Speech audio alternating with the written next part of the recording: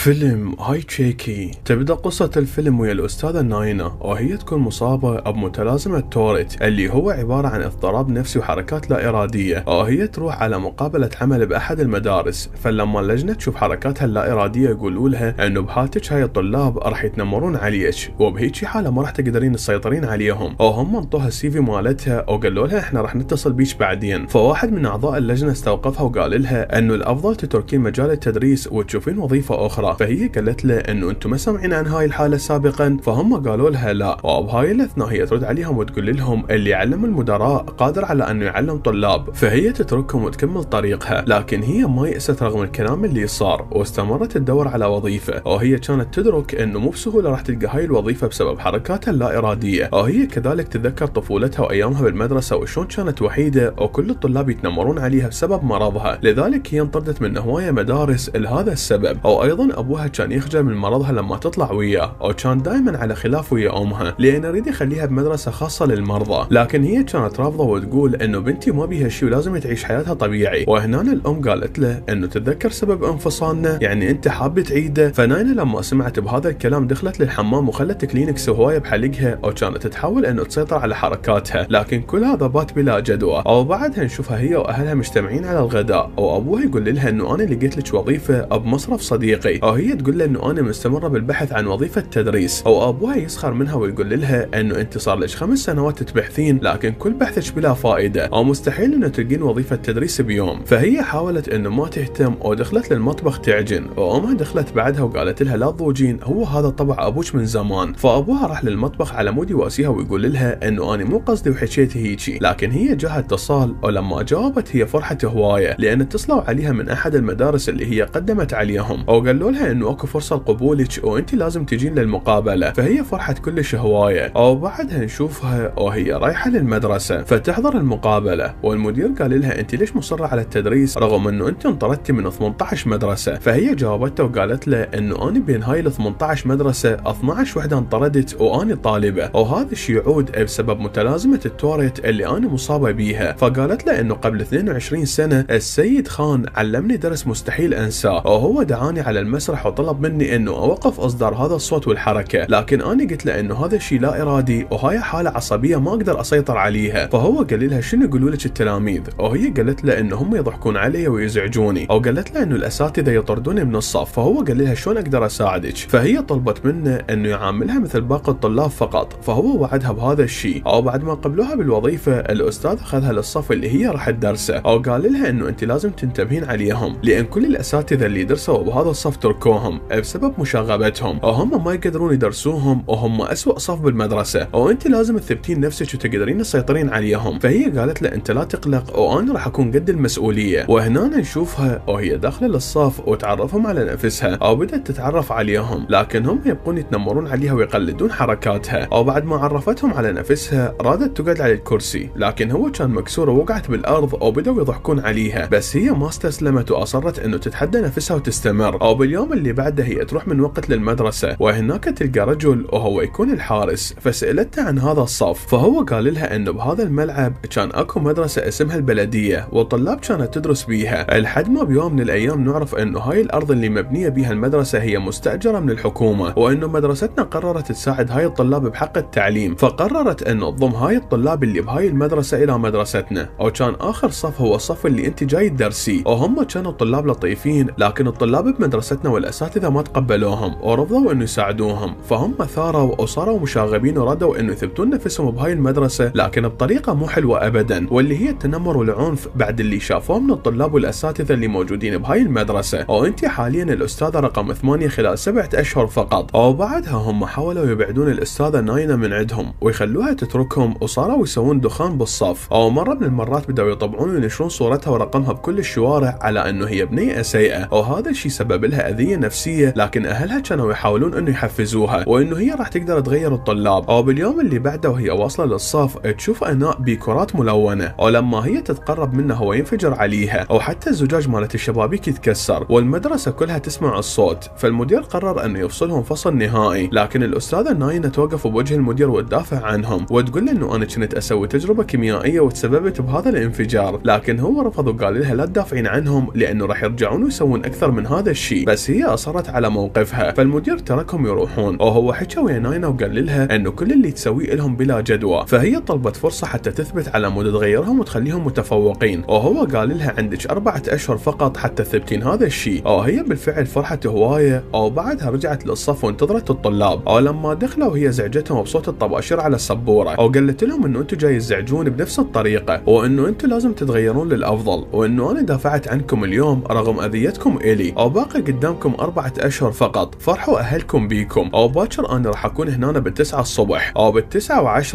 اذا انتم ما كنتم موجودين راح اقدم استقالتي، لكن اذا اجيتوا راح تكون بدايه جديده او باليوم الثاني هي اجتي على الوقت المحدد، او بقت تنتظر بهم الوقت طويل لكن بلا جدوى، لحد ما هي قررت انه تترك الصف وتقدم استقالتها، لكن الصدمه انه الطلاب كلهم يجوي، وهي فرحت هوايه وقالت لهم راح تكون بدايه حلوه كلش وراح تتفوقون، وهنا نشوفها وهي اخذت الطلاب للساحه حتى تغير عليهم جو الصف، وبعدها كان اكو اجتماع اولياء الامور، وناينا جهزت الصف حتى تستقبل اهاليهم، لكن الصدمه كل الصفوف الباقيه اجوا اولياء امورهم الا طلابها ما حد حضر، فهي حزنت كلش هوايه وخلص وقت الدوام، فطلعت من الصف وهي حزينه، وهي قابلت الاستاذ وادي، وهو استاذ الصف المنافس إلها، وهو اللي رفض وجود الطلاب سابقا، فهو سخر من ناينا وقال لها انه بعد تدريسك لهم بساحه المدرسه روحي درسيهم ببيوتهم، فناينا تفرح بكلامه وتقول له خوش فكره، وانا راح اروح واشوفهم بمنازلهم، وهو يتضايق من تصرفها، فهي تتركه وتروح للحي اللي بيه الطلاب، وبدت تزور عوائلهم واحد واحد، وهي انصدمت من واقع حياتهم اللي هم عايشين، وان هم بمنطقه شبه معدومه بلا ماء للشرب او خدمات اخرى، فعوائلهم يفرحون كلش بالاستاذه ناينا، ويقولوا لها انه املنا باولادنا انه يتفوقون بدراستهم على مود هم ينقذون من الوضع المزري اللي احنا عايشين بيه، فهي توعدهم انه اولادهم راح يكونون من المتفوقين، وباليوم اللي بعده هي تجتمع بالطلاب باحد القاعات وتحكي لهم عن المستقبل، لكن هم يرفضون هذا الشيء ويقولوا لها انه ما راح يتغير شيء بالدراسه، وانه احنا مو شاطرين باي ماده، لكن هي ترفض هذا الكلام وتقول لهم انه كل واحد بيكم عنده ماده يحبها او عنده موهبه متعلق بيها، فهي تبدا تستغل مواهبهم للدراسه، وهم يقتنعون بكلامها، وبعدها هي تطلب من كل واحد بيهم ان يطلع ورقه وقلم او يكتبون بهم مخاوفهم والاشياء اللي يكرهوها والاشياء اللي يحبوها، وكذلك هي سوت نفس الشيء، وبعدها سوت هاي الورقه على شكل صاروخ، فطلبت منهم ان يسوون نفس الشيء، وبعدها تاخذهم وتصعد سطح المدرسه ويطيرون هاي الصواريخ اللي كتبوا بها مخاوفهم، وتقول لهم انه انتم ما لازم تخافون من شيء، فهم هنا بداوا يحبون الدراسه ويلتفتون الها، وناينا تساعدهم انه يسوون تجاربهم، وكذلك تدرسهم باماكن مختلفه من المدرسه، او كانت تحاول انه تساعدهم بكل شيء يحتاجوه، ولما الاستاذ وادي يشوف هذا التغيير بالطلاب هو ينزعج كلش، لان هذا الصف هو منافس له، ويقول انه هذا الشيء مو لازم يستمر، وبعدها نشوف واحد من طلاب ناينا وهو يسلم على طالبه عند الاستاذ وادي، وهو كان معجب بيها، ويسالها اذا تروح للبيت او لا، لكن هي تقول له انه انا جاي اشتغل على مشروع علمي، اذا حاب تشوفه تعال، فيروح هو باقي طلاب الصف وياها، فطلاب صف وادي ينزعجون من تصرف زميلتهم، وكذلك هي شرحت لهم المشروع، لكن زملائها قالوا لها انه انت جاي تتعبين نفسك فقط، وانهم ما يعرفون شيء من اللي جاي تشرحيه لهم، لكن يتفاجئون بانه طلاب ناينا يصححوا لهم اخطاء، وهاي الاخطاء كانت موجوده بالمشروع، ولما يجي الاستاذ وادي ينزعج من وجودهم، لكن الطالب المعجب كان يحاول انه يساعد الطالبه، ويقول لها انه هاي الماده عمي يصنعها، وهي صمغ فعال اذا اريدتي تستخدميه، لكن وادي يطرد طلاب ناينا كلهم، وهو ياخذ الماده اللاصقه من الطالب ويطلعها خارج المختبر، وبعدها تصير معركه بين واحد من طلابها ويا طالب من طلاب وادي، فطالبها يقول لها انه انت مثل باقي الاساتذه، وانه ويا الغني على الفقير، فهي تنزعج كلش من طريقه كلامه وتروح لغرفه المدرسين، فيجي يمها وادي ويقول لها انه اني حذرتك من ذول الطلاب وقلت لك ما من عندهم فايده، لكن هي تقول له اني ما اسمح لك تحكي بهاي الطريقه على طلابي، وهنا نشوف وادي وهو جامع كل الاساتذه حتى يقدم لهم المشروع اللي صنعوه طلابه، وهو كان كلش حلو، لكن فجاه يصير انفجار بالمشروع وكل شيء يخرب، وهنا وادي يكتشف انه الطالب المعجب اللي يكون اسمه تيري هو اللي خلى هاي الماده وهي اللي تسببت بالانفجار، فهو ياخذها ويروح للصف مالت ناينا ويقول لها انه تيري هو اللي تسبب بفشل المشروع، لكن تيري يقوم ويقول للوادي انه انتم تنمرتوا علينا، وانه انت تستحق اللي صار بالمشروع وانت السبب، فهو قال له انت راح تنفصل فصل نهائي من المدرسه، او بعدها سالوا الطلاب اذا احد من عندكم كان له ايد بالموضوع، فكل الطلاب يقومون ويا تيري وما قبلوا يتركوه يتعاقب لوحده، فالمدير يجمع الطلاب خارج المكتب ويبقى يتناقش ويا ناينا ويقول لها انه انا راح افصلهم كلهم، وانه مستحيل يبقون بالمدرسه، وانه هذا المشروع صار لنا شهور نشتغل عليه، لكن هي طلبت منه انه يحضرون بالامتحانات النهائيه فقط، وانه هم ما راح يشوفوهم ابدا اذا رسبوا، فهو يوافق ويقول لها انا ما اريد اشوفهم الوقت الامتحان، او باقي الطلاب ينزعجون من تصرف تيري رغم انه وقفوا الى جانبه او كانوا يلوموه على هذا الفعل. فبالليل نشوف الطلاب وهم متجمعين ويتفقون انه يروحون يعتذرون من ناينا وانه يتحدون سوا رغم كل الظروف، وقرروا انه يتفوقون بدراستهم هاي المره. او باليوم الثاني هم راحوا الناينا واعتذروا منها، او ابوها لما شاف هذا الموقف اول مره يفرح بانجاز بنته وحس بالفخر اتجاهها. او بعدها نشوف الطلاب وهم يتجمعون ويدرسون كل يوم وبكل مكان، حتى كانوا يتجمعون ببيت ناينا. او بعدها باسابيع تقرب وقت الامتحان، فهنا يجي الحارس على تيري وصديقه هم يدرسون يم المحل ويقول له انه هاي الاسئله مالت امتحان باكر واذا تريد تشتريها لازم انت تدفع لي. او فعلا تيري اشتراها، او راح باقي الطلاب اللي كانوا مجتمعين حتى يدرسون. او هو قال لهم على الاسئله لكن هم رفضوا وقالوا له انه احنا ما راح نخون الاستاذه ناينا مره ثانيه، فما اهتموا للاسئله وتركوه وراحوا. الا تيري وصديقه ما درسوا واعتمدوا على الغش. وبثاني يوم بالامتحان ينصدم تيري وصديقه انه الاسئله تختلف عن اللي اخذها من الحارس. او بعدها باقي الطلاب يروحون الناينا ويفرحوها باجابتهم. او بعد فتره تطلع النتيجه فينجحون كل الطلاب او حتى تيري وصديقه. او اكو بيناتهم طلاب اوائل احتفلوا بنجاحهم. او بعدها المدير يجتمع بناينا ووادي، او وادي يقول لها انه طلابش نجحوا بالغش وانه الحارس سرب لهم الاسئله، لكن هي رفضت هذا الكلام وتقول له انه طلابي شاطرين واجتهدوا ونجحوا. فهي لما تروح لطلابها وتستفسر الطلاب يقولوا لها انه احنا حتى ما بوعنا بورقه الاسئله اللي جابها الحارس، فهي صدقتهم. وهنا نشوف الطالب اللي تعارك ويا تيري وهو يقول الوادي انه انا اللي دزيت الحارس حتى ينطيهم الاسئله ويرسبون. فالمدير قرر انه يسوي اجتماع حتى يفضح طلاب ناينا ويقول انهم نجحوا بالغش، لكن وادي يستوقفه ويقول الحقيقه مو هيك، ويقول انه انا اللي دزيت الحارس واني يعتذر من ناينا. وكذلك قرر انه يكرمهم ابو وسام التفوق. فبعدها هو قرر انه يقدم استقالته، لكن هي ما قبلت وقالت له انه احنا لازم نتعاون على مود نطلع جيل جبار. او كذلك قالت له انه طلابي صار لهم فتره يشتغلون على المشروع اللي خربوه ونريدك انت تكون المسؤول عليه. فهو وافق. او بعدها صارت المسابقه او مشروعهم فاز وهم اخذوا الجائزه، والطلاب كلهم صاروا يحبون بعض او يلعبون سوا وتغيروا 180 درجه. او بعد مرور 25 سنه من هاي الاحداث كلها نشوف ناينا وهي مديره المدرسه، وباخر يوم الها قبل لا تطلع تقاعد تشوف كل الطلاب اللي درستهم وهم كبار شخصيات ومحققين احلامهم، او كانت فرحانه بيهم. وهي هنا ايقنت انه هي حققت كل اللي حلمت بيه وانه هي سعيده لانه ما يأست بيوم من الايام رغم الظروف والمرض اللي عانت واللي مرت بيهن. ولهنا